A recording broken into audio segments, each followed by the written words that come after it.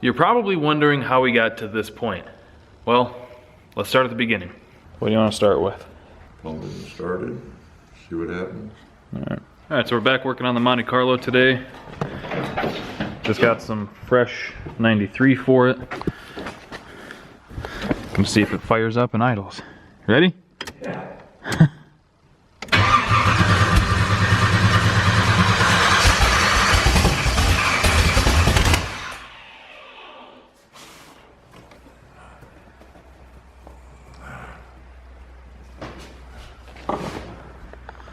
That was fun. Yeah, that was fun. Can we say it fired?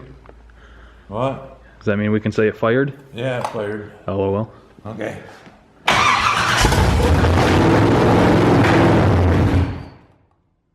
Still didn't want to idle. Coming out like cream. I don't know. Huh. Gonna try it? Yeah.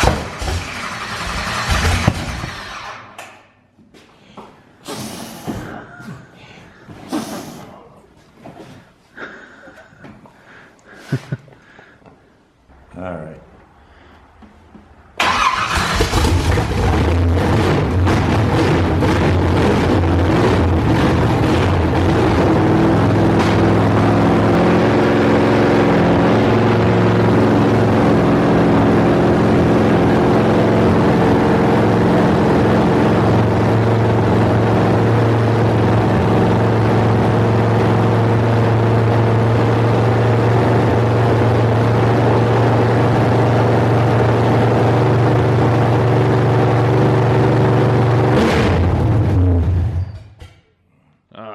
Well, that fucker's idle's a damn high.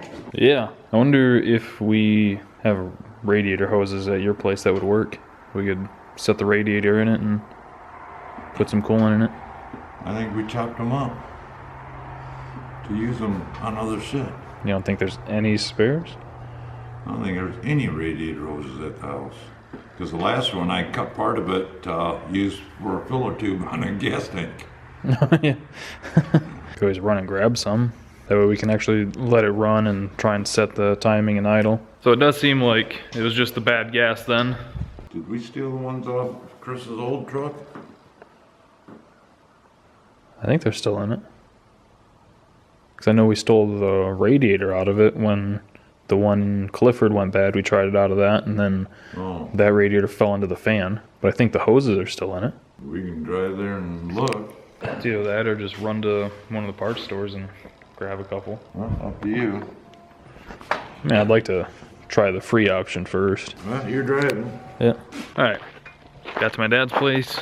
We checked one of the parts trucks out there. Didn't have anything. Yeah, I got this. Well. Here's one. Is that from Jack though? Or is that still... I'd think his are still in there. Yeah, the ones on Jack I think are still on it. I just need the bottom one. Can't take the ones off Jack. It'll be a while until them are needed. We can check Jack just to see. To make sure that that's not his. No, I think mine are costing back. Well, it's been a while since I've seen him, so. What? So it's been a while since I've seen the old guy.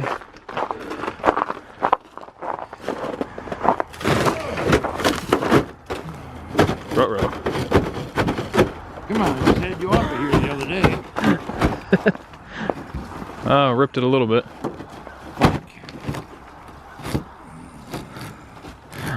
Look in the back. Jeez.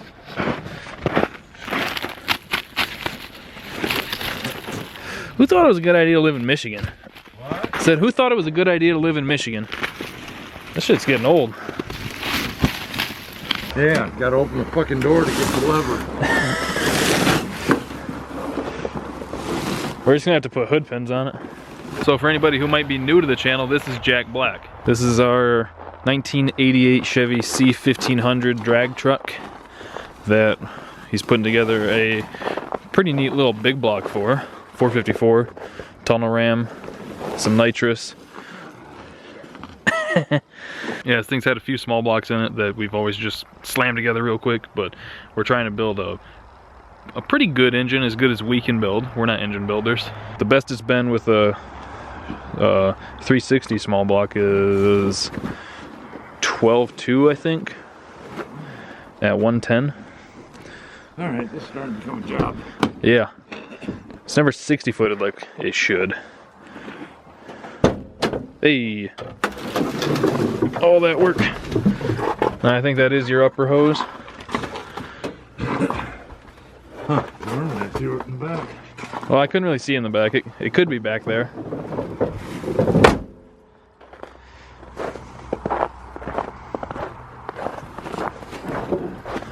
Well, here's the top one. Oh. Wonder what that other hose is from then. I don't know. Well, we can just run and grab a lower and some coolant. Well, we can take the lower off of this. You're gonna have to buy one eventually. Yeah, I know. Well, if we're gonna do that, might as well fucking go buy them both. And Well, if we what the have hell did I uncover this for? to make sure that I wasn't gonna steal yours. Well, it's just a hose. Yeah, but we're gonna have to buy one way or another. You guys are with me on this. Oh wait, is this our lower? I think this will work. What? I think I found a lower.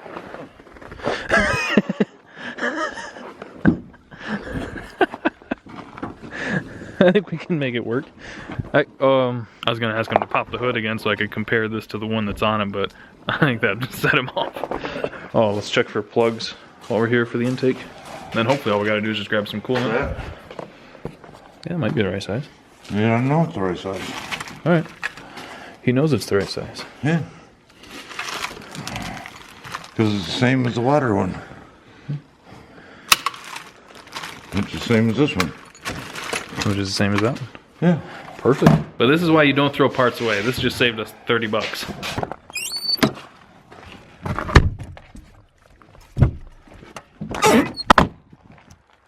There we are. Oh yeah, that'll work perfect. Like it was made for it. Yeah. We got a couple radiators to choose from over here. They don't leak. And you know, a little bit. No, I think I scrapped the one that does leak. This one will fit the hoses better, I think. This is the one from the Firebird.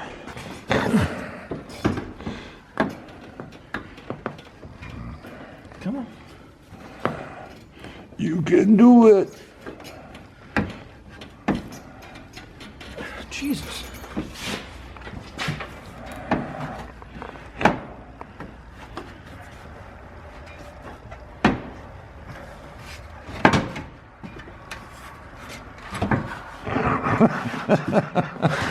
Fuck. Installed. There you go.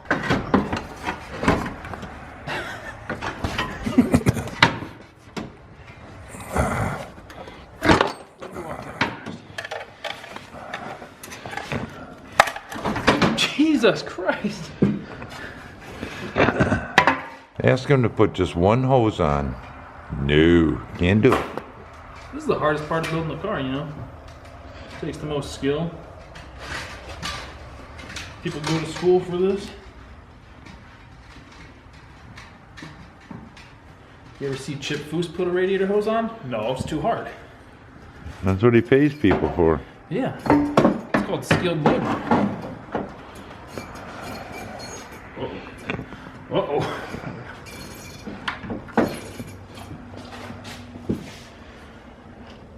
Darn near perfect. Ish. Yeah, once I make a couple things to hold it at the top, should be fine. Alright, radiator's filled. Let's see, where is the deluxe tuning screwdriver? I think we're about ready to try and fire it again.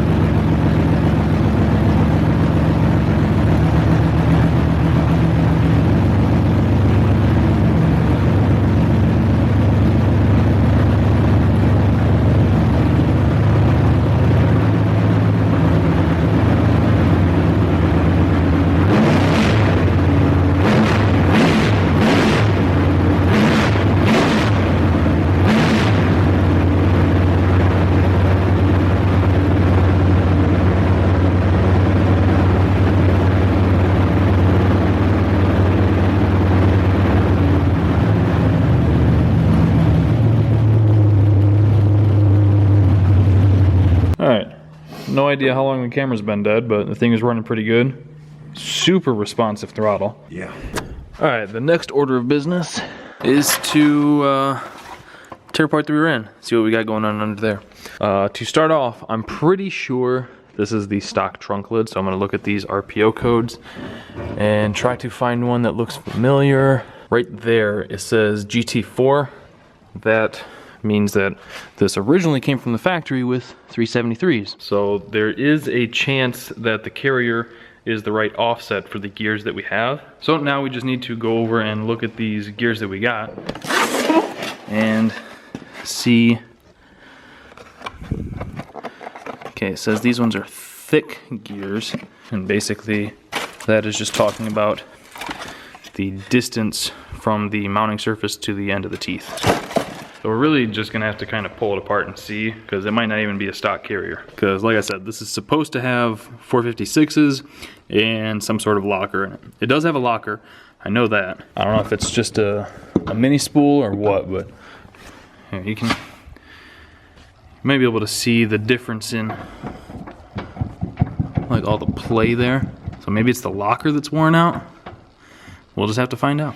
So let's start pulling this thing apart. That bolt was kind of finger tight. And just as a side note, I can tell right away just looking at it that this is not an 8.5 that I was hoping somebody had swapped in here. This is most likely the stock 7.5 that came in it. You can tell by looking at these on the corners how they're just like a little dick. How these little tabs stick out. On an 8.5, they're like almost perfectly square. These are just like little arms that stick out. So most likely, this is the stock rear end that came with the car. I always like to leave the top one in when draining it. That way the cover doesn't fall off and fling fluid everywhere.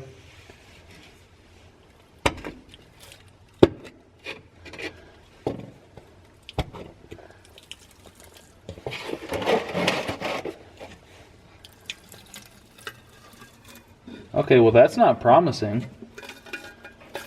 I guess we didn't have to worry about dripping fluid anywhere. Jesus. That could be the problem.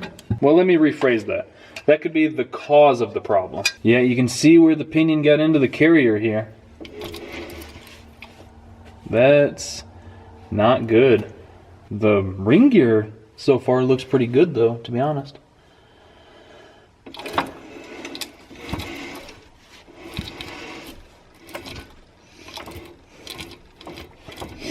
This mini spool is screwed though. Holy crap. Can you guys see that? You guys see that? Like these blocks, it's all supposed to be a machined fit so that nothing moves, and that thing's wiggling back and forth so much. We might have a spare mini spool. The markings on the carrier, as long as nothing's like actually cracked, I'm not super worried about that. I've seen and run worse. Yeah, so now we got to pull the wheels off so that we can push them in, get those C-clips. This is C-clipped, right? It's gotta be. Get the C-clips out and then pull the axles and stuff out of the way so we can pull this whole carrier off and get a good look at the pinion. But I don't expect it to be good. And then once we got the carrier out, we can measure to see which series it is and if the ring gear and stuff that I've got will work. I mean, we could probably get a rough measurement here, but because there's a Series 2 and a Series 3 carrier, and I believe the Series 3 carrier, the distance from this ring gear mounting flange right here to the surface here is almost 2 inches. It's like 1.92 or whatever. And then for the Series 2 carrier, it's like 1.6 something. And this does look a whole lot closer to 2 inches than like 1.5. So yeah, I got to pull this bolt out so I can get the center pin out. Hopefully that comes out without too much of a fight. When I bought Goldie Hawn, the turbo truck that I had, the rear end on that was so junk that this center pin was basically like as thin as a pencil. So, like I said, I've seen some pretty bad, but we should be able to fix this. So I'll pull this bolt out, get the pin out, get the wheels and tires off so that we can push the axles in, get the C-clips out, and blow it all apart. I think I'm gonna start with the wheels since I gotta get out and get a socket for that anyway.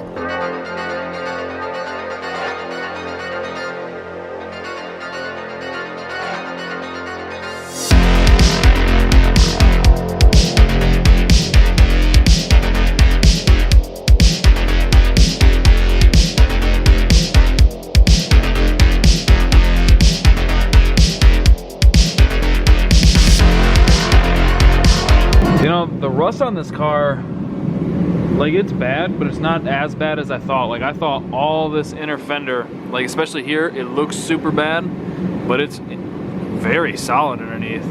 So I basically just need from like here down and like here down. And this is all stuff I can probably just do with sheet metal, honestly. That's all Bondo. Someone tried to cover it before. The thing that's gonna suck is the doors. I might have to, depending on if I can find any, it might be easier to just buy some rust-free doors because I want to paint the car eventually anyway, so we'll see. That one broke free pretty easily. That's nice. You didn't. Hey, got you up.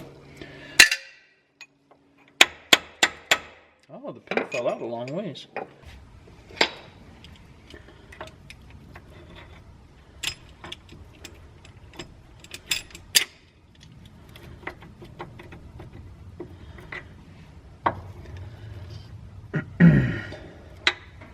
Ooh, almost. Almost. Come on. Yeah. There we go. There we go.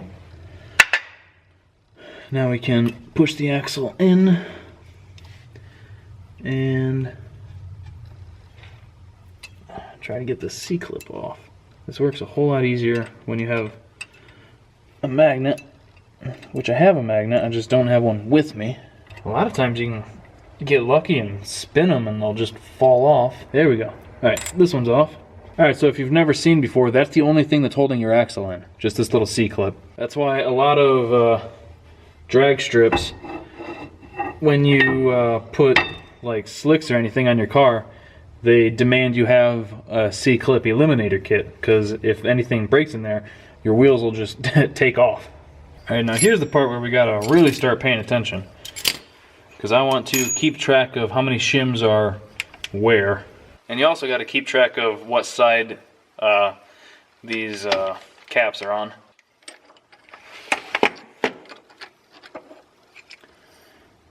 It looks like there's just one big shim on each side so far.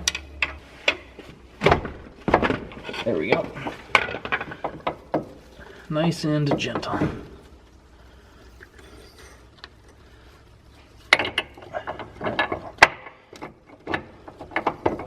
Well, there's one. Wasn't planning on taking those out yet, but if they're gonna fall out.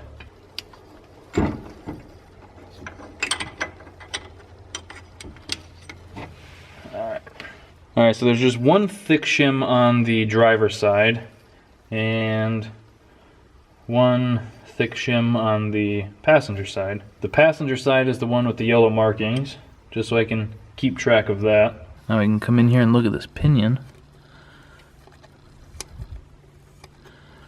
And oddly enough, the pinion looks fine. There's not nearly enough preload on it. Holy crap. Can you guys like see that on video? Holy moly.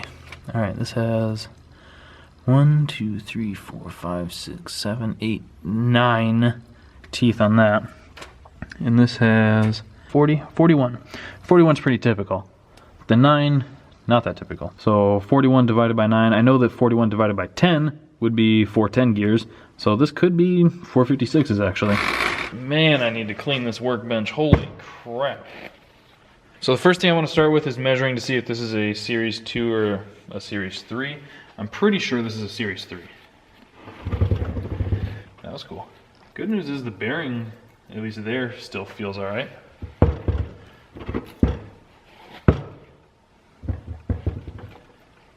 And that one feels alright. Alright, so all we're doing is measuring that height. And I don't know about you guys, but I think that's real close to 2 inches. So I definitely think that's a Series 3. So now I've got to go look at the gears I've got and see which ones will work with that. Like I said, I've got 373s and I've got, I think, 242s. I'd rather use the 373s, but we'll use whatever we got for right now.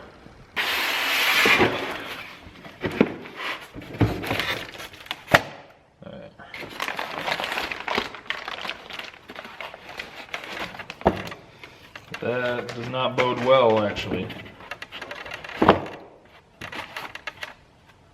Fuck. That's actually very not great. So you can see just how, let me go get the other one actually. Alright, so here's a perfect visual representation of what the problem is here.